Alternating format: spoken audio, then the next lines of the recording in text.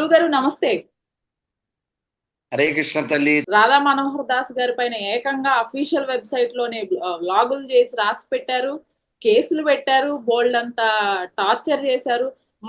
నాకింకా పర్సనల్‌గా మీరు తెలుసు గాబట్టి ఆఖరికి వాడే నంబర్‌లతో సహా వదిలిపెట్టకుండా వాటిని గూడా నాశనం జేయాలని జూసారు. వాటన్నిటికి ఇప్పుడు అది వాళ్ళ యొక్క క్రూర ఆ! వాటన్నిటికి ఇప్పుడు సమాధానం దేవుడు ఉన్నాడు. ఉందా? ఖచ్చితంగా ఆల్రెడీ ఆన్సర్డ్. హ్మ్. వాళ్ళకి వచ్చింది ఆన్సరు, వాళ్ళకి వస్తుంది క్యాన్సర్, వాళ్ళకి దొరకని స్పాన్సర్, వాళ్ళు అమ్ముకోవాలి వాళ్ళ కార్లు ఆన్సర్. తప్పు కదమ్మా, తప్పు కదమ్మా. ఇప్పుడు మీకు చేతికి కత్తిచ్చాం, ఏదో వంట చేయద్దు కదా అని.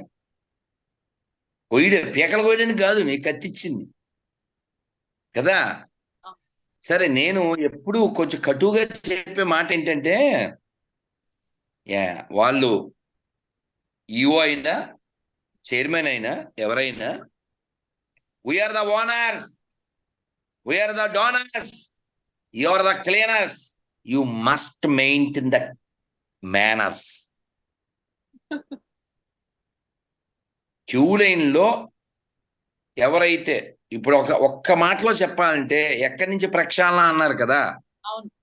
Bus stand, Tirupati bus stand చండాలంగా ఉంటుంది. ఉచ్చల కంపు. ఈ 15-20 రోజులు ఏమన్నా బాగు చేశారేమో నాకు తెలియదు. సో తిరుపతికి తగ్గ బస్ స్టాండ్ అయితే కాదు.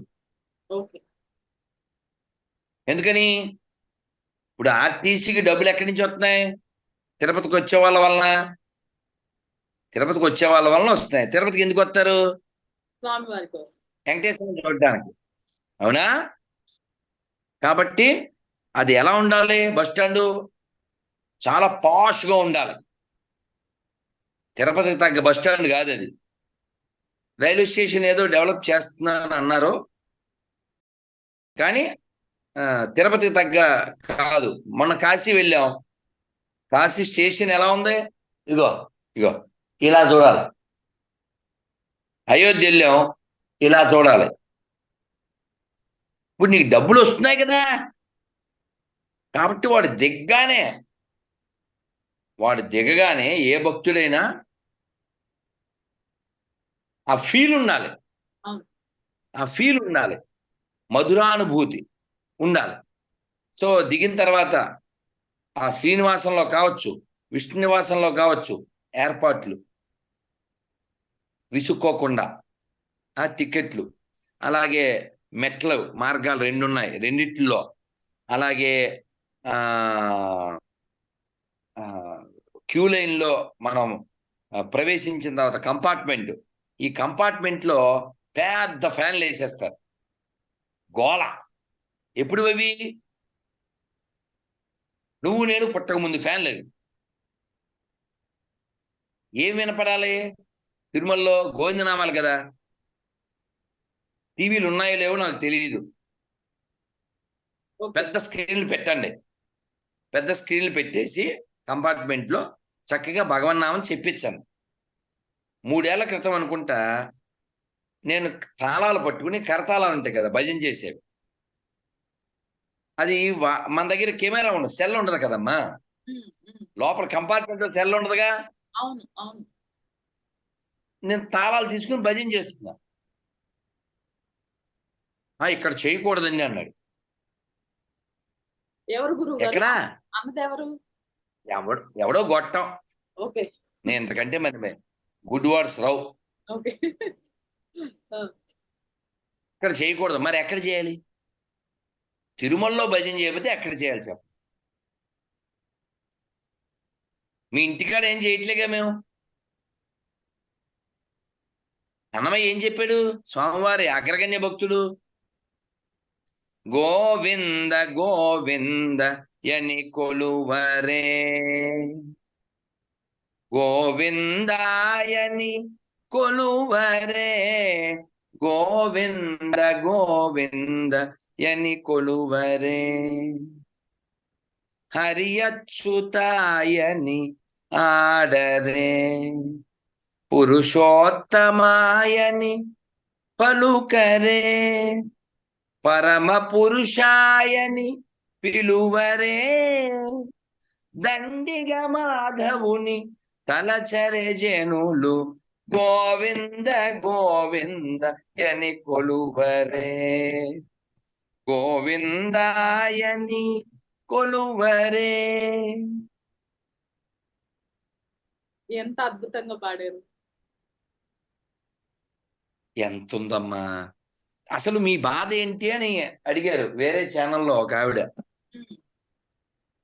ఫస్ట్ క్వశ్చన్, నా బాధ ఎప్పుడైనా ఒకటేనమ్మా, ఎంత సంతోషాన్ని విడిచిపెట్టి, ఎంత ఆనందాన్ని విడిచిపెట్టి జనం కావాలని దుఃఖాన్ని పొందుతున్నారు. అది నా బాధ. లోకం యొక్క బాధ నా బాధ, లోకం యొక్క అజ్ఞానం నా బాధ. ఇందాక వీడియో చూశాను, పెద్ద మొసలి బతికుంది, దాన్ని అలాగే కోసి దాన్ని తోలు తీసేస్తున్నాను.